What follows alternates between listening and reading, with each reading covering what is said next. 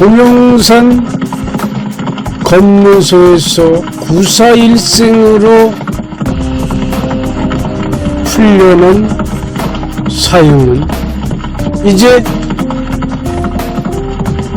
처형된 자신의 할아버지이자 강족의 왕인 강무의 죽음을 알리고 대책을 수습해야 한다는 생각에 쉬지 않고 말을 달려 나아가고 있었어요.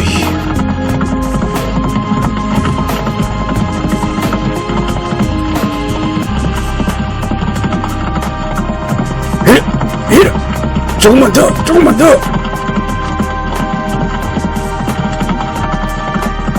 이제 사유미는 자신의 할아버지 강무가 유언을 남긴 대로 이름을 이제 사시로 고쳐서 이제 사용하기로 하고서 이제 사유미라고 이제 기록이 나오죠. 그래서 이 사유미가 말을 달려나가는 것이었어요.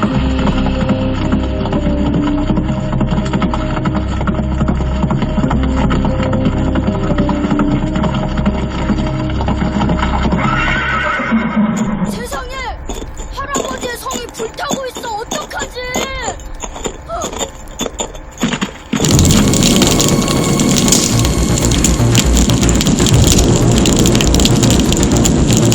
달려온 사유는 이제 불길에 휩싸여서 타고 있는 강족의 성은 산옥성을 바라보면서 어찌할 줄을 몰랐어요. 그것은 성 안에 살고 있는 10만의 양민들이 오손도손 살고 있는 것을 자신은 알고 있기 때문에 저 성이 송두리째 불에 타버리면 저 안에 있는 양민들이 모두 죽음을 당할 것이라는 걸 알고 있었다. 이것은 진나라에서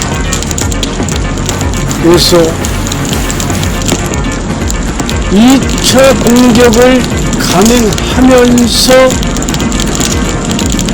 완전히 강족의 근거지를 뿌리 뽑아버리겠다는 진목공의 생각이었어요.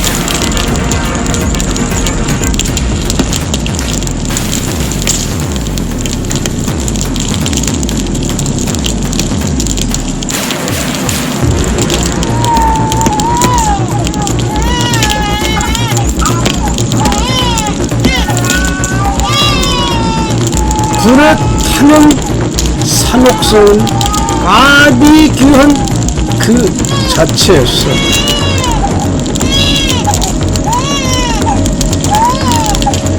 아버지가 자식을 버리고 자기 혼자 살겠다고 뛰쳐 나가서 남아있는 어린 아이들이 죽어가면서 울어대는 소리가 온 사람을 진동을 하고 있었어.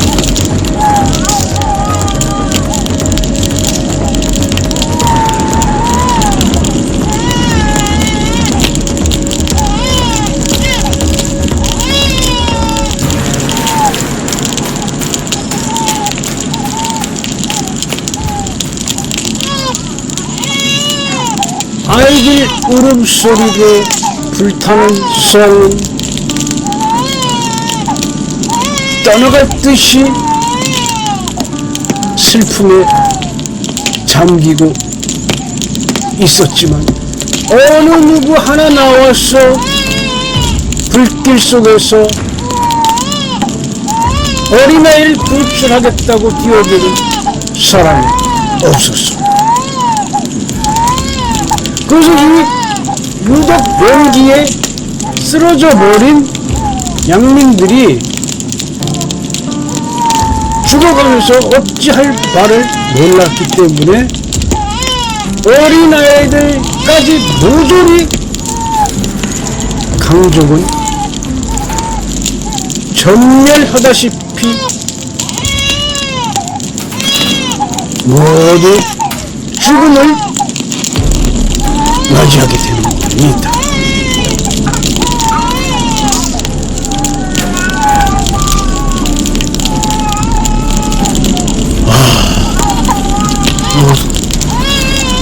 모두 이렇게 사라져버리는구나. 우리 강족이 이렇게 사라져버리는구나.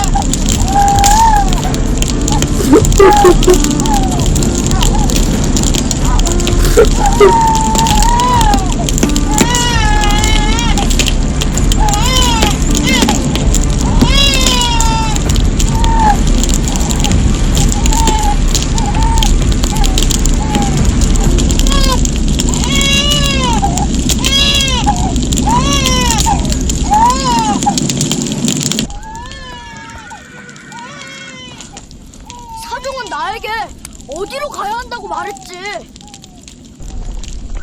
야, 사종아, 네 집으로 가자. 야, 사종아, 집에 가자.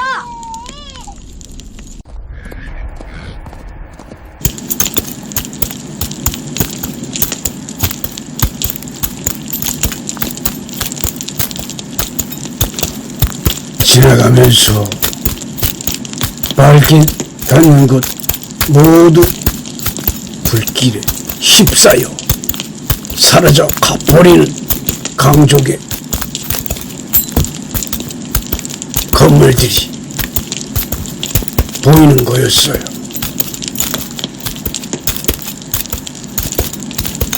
사형을 태운 말 사종은 자신이 태어난 마국간을 향해서 걸어가고 있었어요. 사종의 등에 타고서 걸어가면서 성한 건물 하나가 없다는 것을 보게 되는 어린 사유는 진나라에 대한 복수심, 타오르는 불길보다 더 뜨겁게 일어나고 있었어요.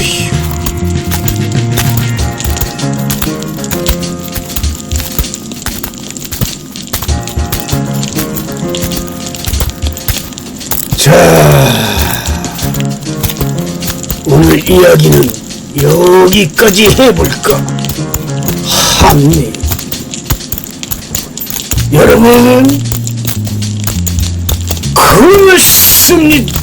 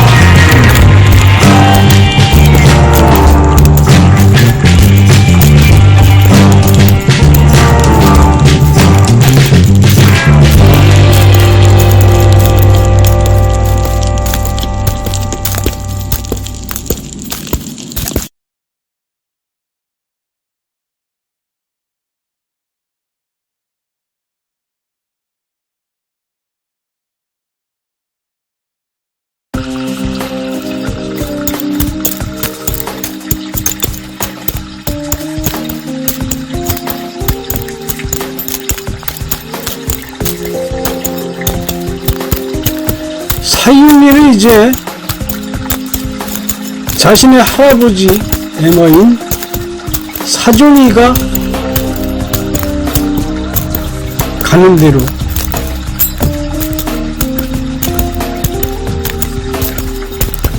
사종의 등 위에 타고서 사종이 태어난 집 마국간으로 이제 일단 가서 거기에서부터 뭔가를 풀어나가기로 합니다.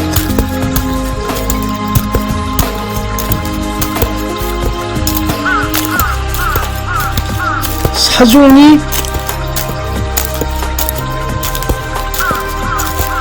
사형이를 데리고 온 곳은 이제 숲속에 있는 작은 초막이었어요. 여기에서 에마인 사종이 태어났고 여기서 이제 자라가지고 이제 궁으로 들어가서 이제 대형인 강물을 태우고 다녔던 거지요.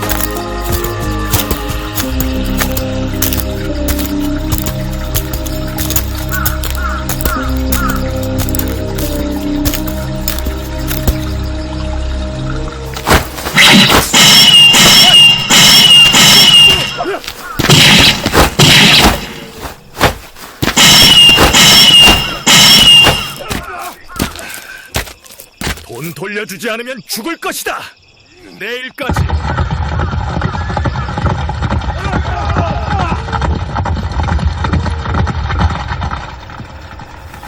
내 아들아, 내가 죽으면 너는 반드시 복수해야 한다.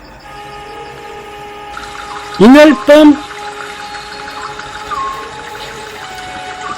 이른바 이제 부엉이파하고 이제 이리파하고 알력 다툼이 생겨가지고 이리파의 두목이 와서 빌려가지도 않은 돈을 내놓으라고 윽박을 지르면서 이른바 이제 이 산채에 있는 부역을 다 접수를 하려고 이제 수작을 부리는 거였어요.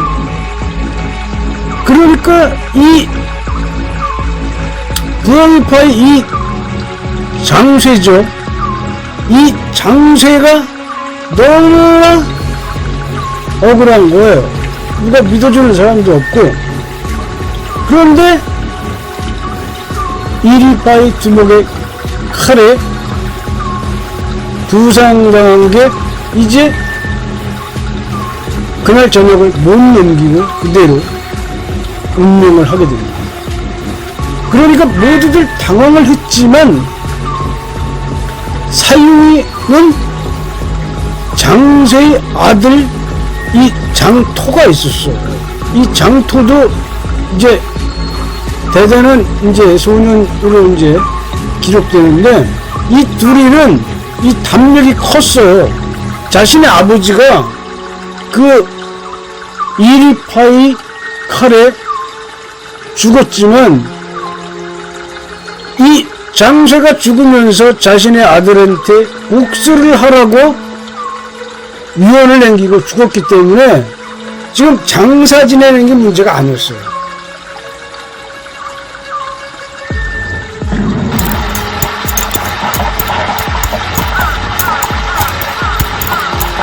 그래서 이 장쇠의 아들 장토하고 이제 사유이죠. 이 사유이가 일단 이리파의 침입로를 한번 보고 싶다고 하면서 사유이가 장토를 데리고 이리파의 침입로를 정찰을 나가게 됩니다. 그래서 사유이가 이리파의 침입로 쪽으로 말을 타고 장토하고 같이 나가보니까 128 시민로가 이게 이제 구름다리 같이 생긴 데를 통해서 이들이 이제 건너오고 건너가고 이런 시민로를 이제 갖고 있는 거예요. 그러니까 자기들 그 생각은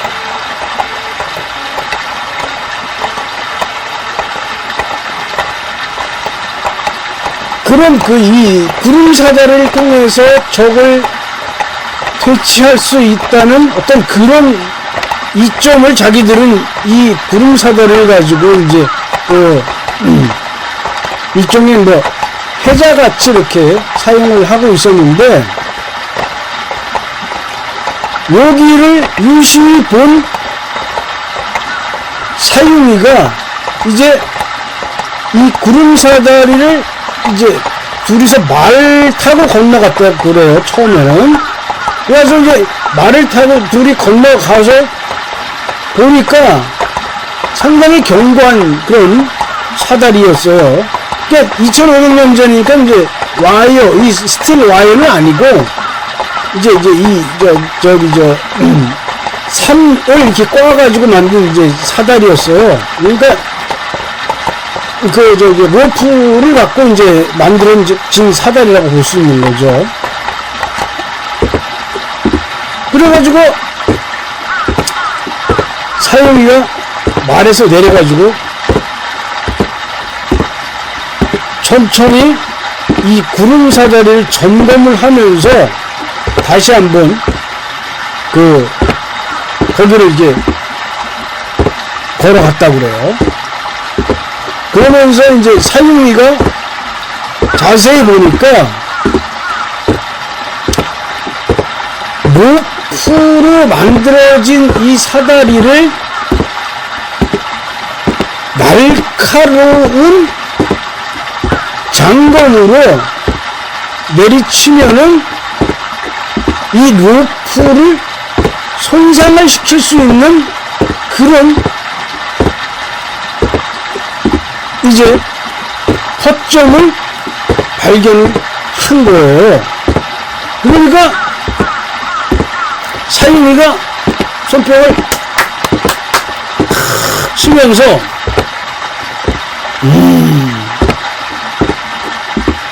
그래, 그렇겠지.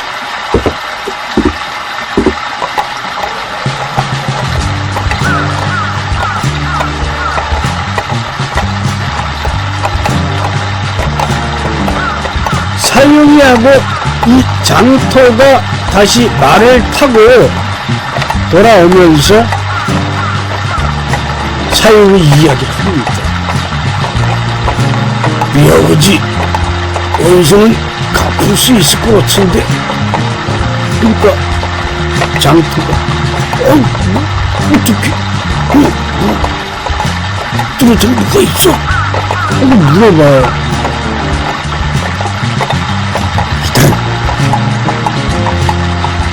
네 아버지 보관하고 있는 칼을 나에게 줘야 돼.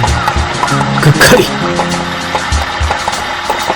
복수를 하는데 유용하게 쓸 수가 있으니까. 하고서 장터에게 사유미가 이야기를 합니다. 여러분, 고맙습니다.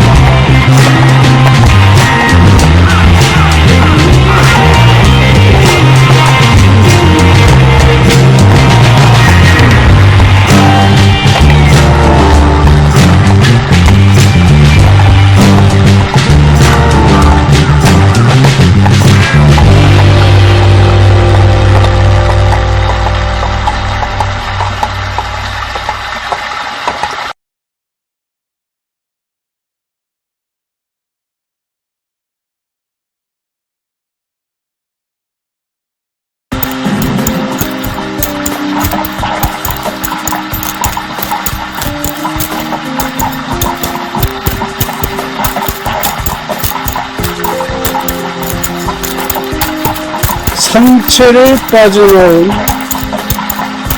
이리파.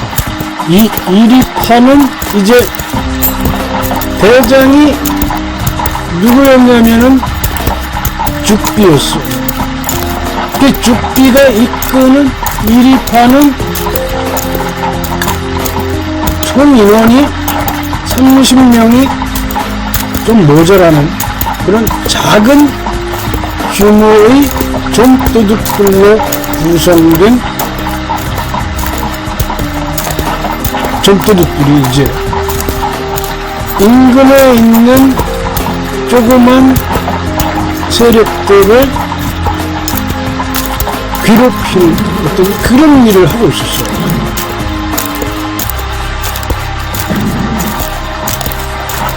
이들이 이제 그 산책을 나와서 좁은 산길을 통과를 하게 됩니다. 그래서 이제 이 좁은 산길을 통과하면은 이제 로프로 만들어진 그런 다리를 건너가게 돼요. 그러면 거기서부터는 이제 이 부엉이파 장쇠내 세력들이 포진하고 있는 그런 좀도둑들의 또 무리가 있었던 거예요. 그런데 그 전날 얘네들이 들이닥쳐서 장쇠에게 린치를 당한 거예요.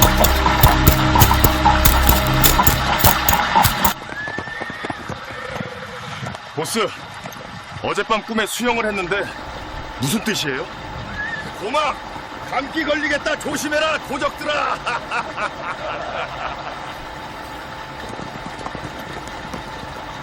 형님, 꿈에서 제가 밧줄을 잡았는데 이게 무슨 뜻입니까? 그만! 너희는 체포될 것이다.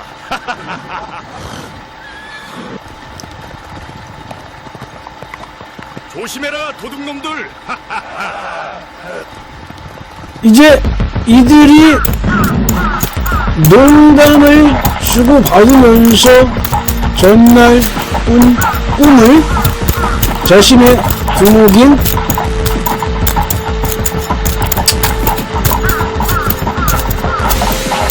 죽비에게 꿈풀이를 해달라고 하면서 고마기가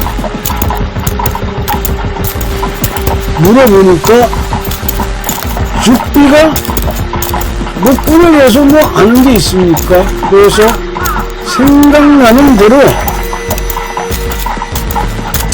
자신의 의견을 그냥 꿈에서 이야기를 해주죠. 그러나 부하인 고막은 그것도 상당히 신뢰를 할 수 있는 꿈풀이라고 생각을 하면서 이 마지막 그 모퉁이를 통과를 해서 이제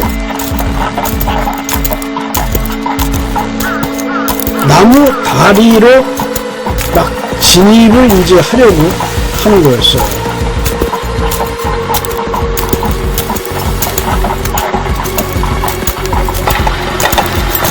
이들이 나무로 만들어진 그 다리를 건너가기 시작하는데 이제 내 앞장서서 건너가기 시작한 것은 이제 고마기였다고 그래요. 이 고마기가 뭐 행동대장 같은 거죠. 지금으로 치면 이 건너가면서 고마기가 좀 평소와 다르다는 그런 느낌을 받아요. 왜냐면 끄덕끄덕 소리도 좀 낮고 이제 흔들리는 게 조금 심한 거예요. 이제 롤링이 생기기 시작하는데 이 다리가 이제 좌우로 이렇게 흔들흔들 하는 게 이제 심하게 생기는 거예요. 그러니까 고마기가 느낌이 이상하다는 걸 알고 바로 이 상황을 이제 두목인 죽비에게 보고를 하게 됩니다.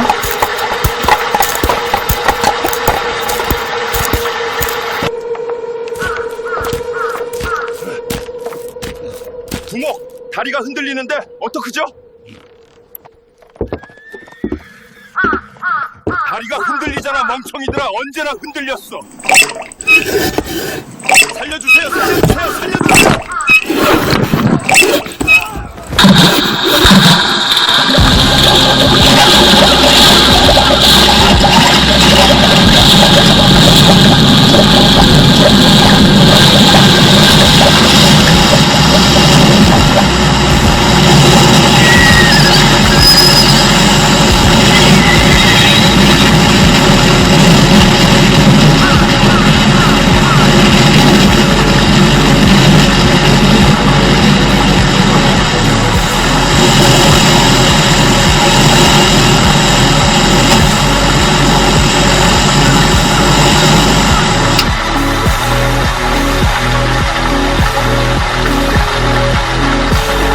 드디어 고막이 우려했던 대로 다리가 이제 붕괴를 해버리는 거예요. 중간에서 완전히.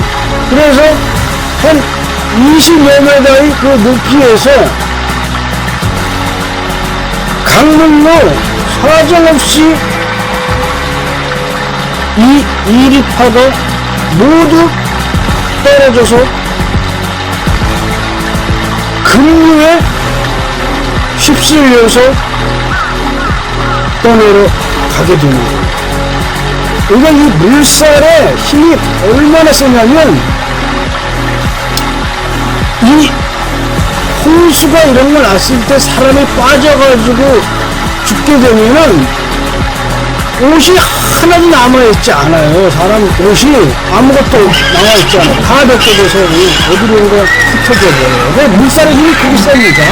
그래가지고 이 20m 밑으로 떨어져 버린 이리파의 이 적도둑들은 거기서 떨어지면서 기절을 하고 그리고 그 물살에 휩쓸려서 그대로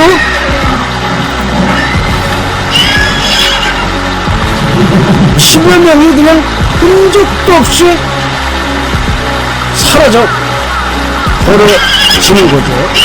그러니까 물속에 빠져서 뭐 구해달라 어쩌나 뭐 이렇게 소리칠 힘도 없는 거예요. 왜냐면 물속에 푹 빠지게 되면 웬만한 사람은 기절을 해버리고 그냥 거기서 정신을 잃어버려요. 왜냐면 20m 밑으로 떨어지기 때문에 그 충격이 또 어마어마하게 큽니다. 그래가지고 죽빈의 이리파는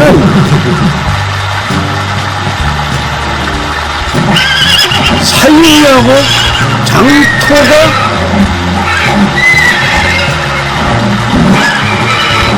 장서의 칼을 가지고 와서 그 로프를 잘라내고 그들이 건너올 때 끊어지게끔 이렇게 탁 맞춰놓은 거예요. 그러니까 여지없이 그 무게 하중을 못 견딘 다리는 그대로 끊어져 버리면서 이 10여 명 이리파의 목숨을 앗아가 버리는 그런 일이 벌어지게 됩니다. 여러분, 고맙습니다.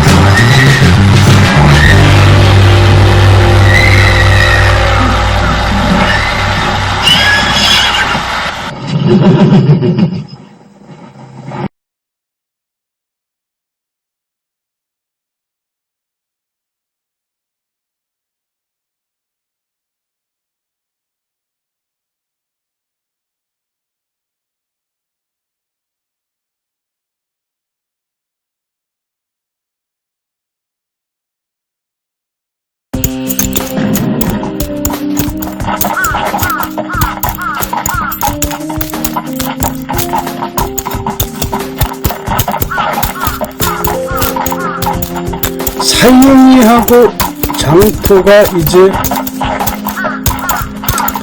이리파를 척결해 버리고 3년이 지난 후에 이제 이 둘은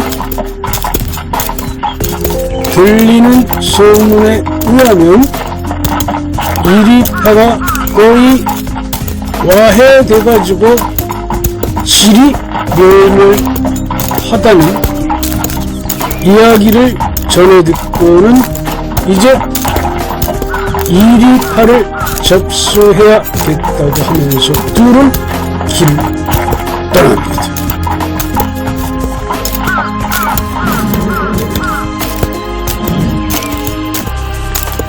이제 이들이 이리파에 도착을 해보니까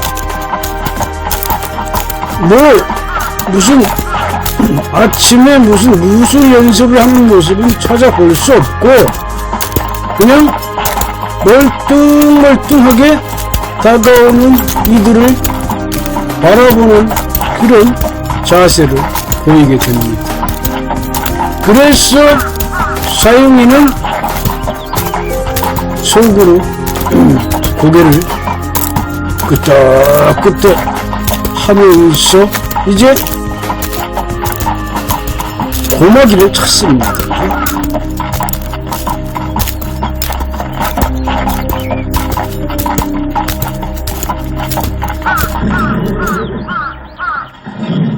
정말 우리 보스를 죽였다고. 오, 당신은 전략가로군. 아이고, 숨어서 소리 지르는 거 다 봤는데 보스 다리가 흔들리는데 제가 뭘 어쩌겠어요. 이제 당신이 새로운 보스입니다.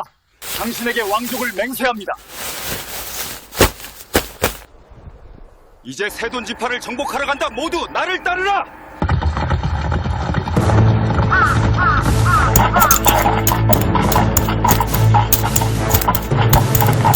이리파를 소나기에 넣은 사용이 이제 아장으로 이리파에서 물에 떨어지지 않고 숨어서 살아남은 고마기를 아장으로 임명해요. 그리고 자신의 친구 장터 또한 아장으로 임명을 했어.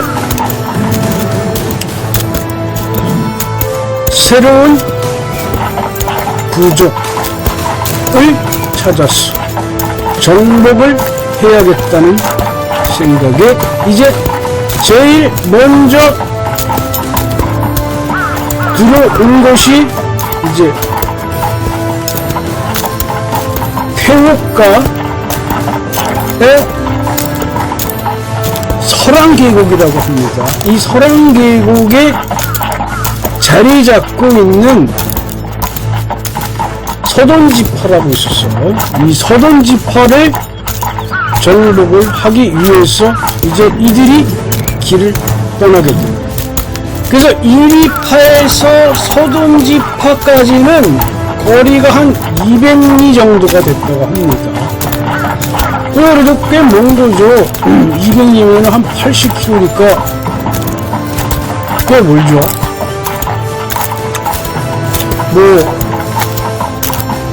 저기 한 청주쯤 되는 거죠. 80km 서울에서.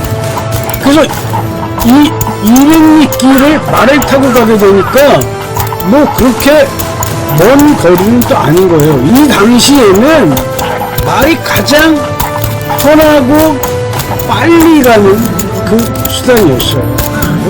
나차고 이런 거는 길이 넓고 이런 게 있어야 되는데 말은 개울이 만나도 개울을 훌쩍 뛰어넘으면서 갈 수 있으니까 이 먼 거리를 갈 때는 항상 이용하는 것은 말이었어요. 그래서 이날 서돈지파를 정복하기 위해서 이 2리파의 본거지를 나온 인원은 한 10여 명 정도였다고 합니다. 이 10여 명을 가지고 서든지파를 정복을 한다는 건 상당한 모험을 걸 수밖에 없는 거예요. 왜냐면 그래도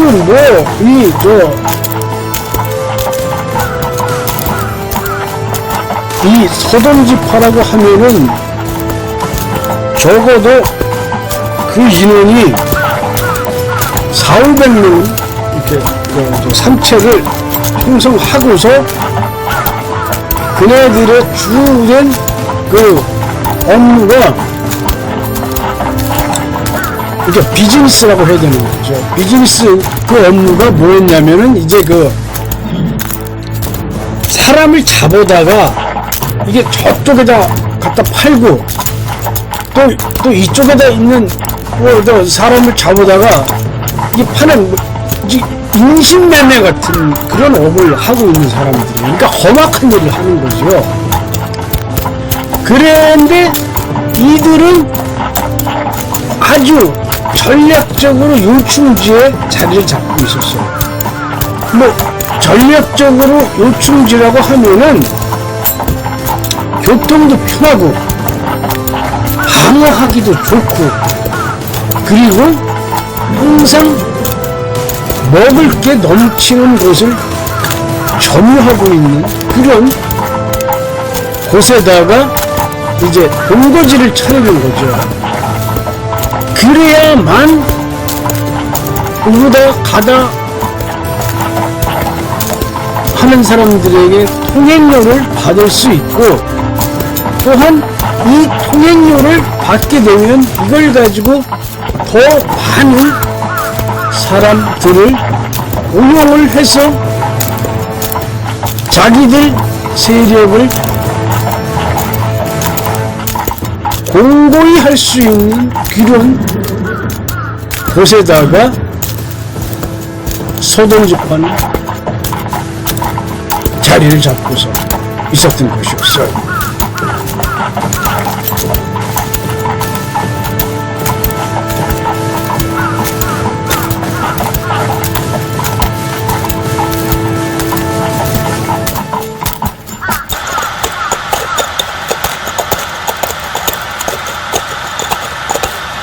대장, 저기 보이는 저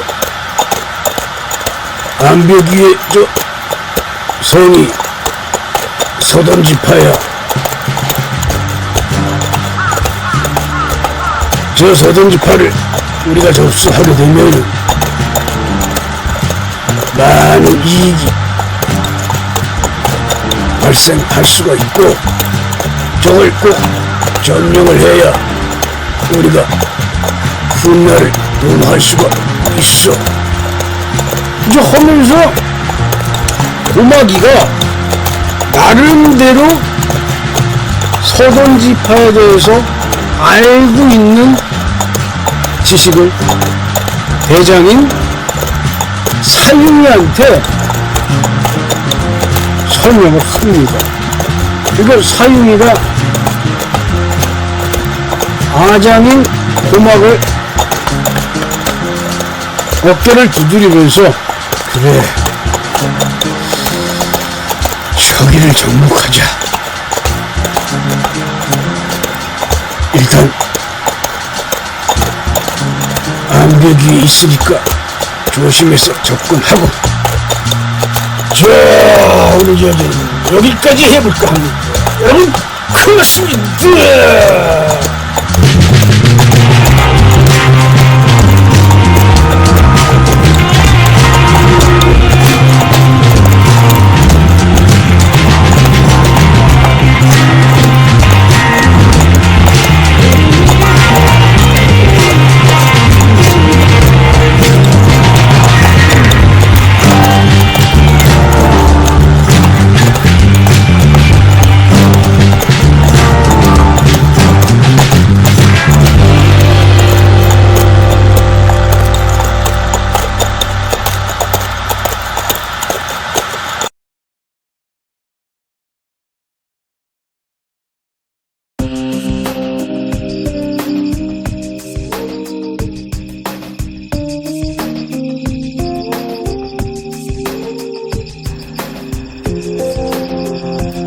전략회의를 하고 있는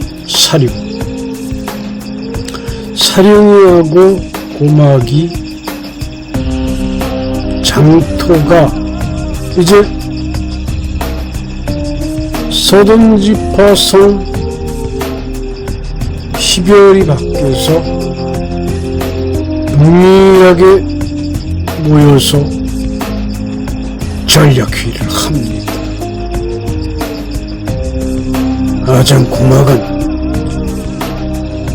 활수를 데리고서 성벽을 침투해서 건초 창고에 방어를 한다.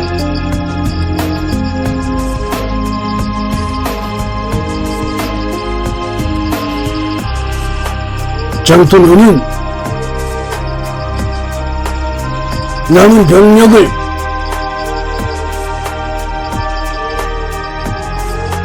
내일 저녁 때까지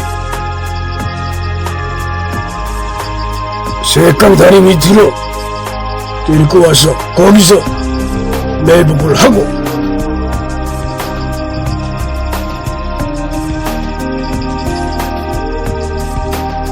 고막하고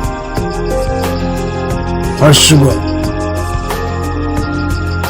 병력을 유인을 하는 역할을 하게 될게요.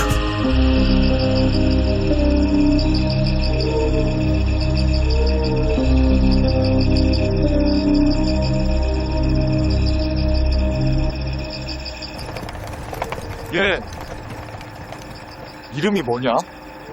내 이름은 다레이야. 예쁜 이름? 당신의 이름은 무엇입니까? 제 이름은 사형입니다. 남자다운 이름인 것 같아요. 오늘 밤 임무는 매우 중요합니다. 네, 알아요. 걱정 마세요, 사형.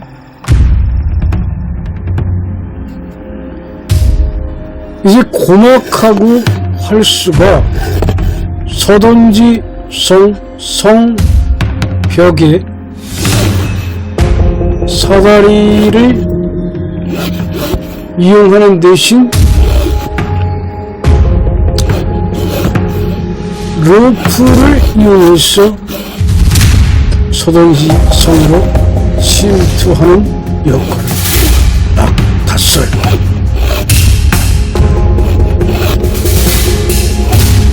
이 고막하고 활수는 이제 이런 거를 아주 전문으로 할 수 있는 도둑들이었어요. 그러니까 도둑들이라고 다 그냥 같은 도둑이 아니에요. 뭐 활을 잘 쏘는 도둑도 있고 칼을 잘 다루는 도둑이 있고 그 다음에 이렇게 이게 성벽을 이렇게 타고 올라가는 거에 특기를 가진 그런 도둑도 있는 거예요. 그래서 고막이하고 활수가 서던지 성으로 침투하기 위해서 루프를 걸고서 그걸 타고 성벽을 오르게 됩니다. 그러니까 올라가면서 활수가 고마가 얼마 만에 이걸 해보는 거냐? 아이고 너도 한참 만이지? 그러니까 고막이 야야야 소시적에는 많이 해봤지만 야 이거 그렇지 이것도 나도 한참 만에 하는 거지. 야 근데 그 성이 생각보다 높은데? 그렇게 말이야. 이놈들이 성 하나는 높이 쌓는 일이야. 조금만 더 올라가면 될 것 같아. 그래서 활수가 조금 더 올라가면 될 것 같다는 이야기고, 그러니까 고막이도 그렇게 말이야. 여기를 올라서면은 밑에 풀 냄새가 좀 나는 것 같지 않냐? 나는 모르겠다. 야, 이게 풀 냄새냐 이게? 근데 이 고마귀는 이 넓은 초원에서 자랐기 때문에 건초 냄새를 맡을 줄 알았단 말이에요. 그러니까 고마귀가 성벽 마루에 툭 들어가서 냄새를 맡으니까 건초 냄새가 이렇게 나는 거예요. 그러니까 여기가 맞아. 내 추측이 틀림없어. 하는 거예요.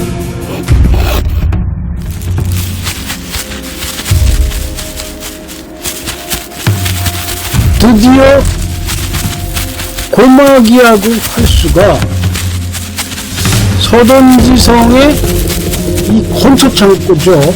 이 건초창고가 굉장히 좋은 거예요. 왜냐면 말 먹이를 보관하고 있는 창고이기 때문에 여기가 이제 타격을 받으면 말이 꼼짝을 못하는 거예요. 그냥 뭐 말 꼼짝 못하고 그냥 엄청난 손실이 되는 거예요. 이제 이 서동지산 건초창고에 침입을 해서 살펴보니까 이제 보초가 몇 명인지 먼저 파악을 해야 되는 거예요. 무작정 뭐 이게 들이닥쳐서 뭐 하는 게 아니고 보초가 몇 명이고 교대 시각은 얼마를 갖고 교대를 하는지 뭐 이런 거를 기본적인 걸 이제 정보를 파악을 하게 됩니다. 그러니까 고마귀가 활수한테 몸짓을 싹 이미 상황 파악이 다 끝났다고 하는 사인을 활수에게 보내게 돼요. 그리고 활수는 그냥 꿈을 하는 거죠. 활수는 이 상황 파악이 조금 이제 빠르지 않았어요. 고마귀가. 그래서 고마귀가 활수에게 다가서면서 마지막 이야기를 합니다.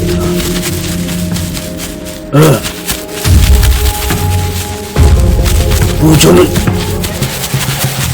3명이야. 3명. 고마귀가 활수에게 마지막하게 이야기를 해요. 그러니까 활수가 3명이면 3대2 아니야? 해볼만 한데? 그치? 그리고 활수가 이야기를 합니다. 그러니까 고마귀가 그 이야기를 했더니 고개를 끄덕 하는 거였어.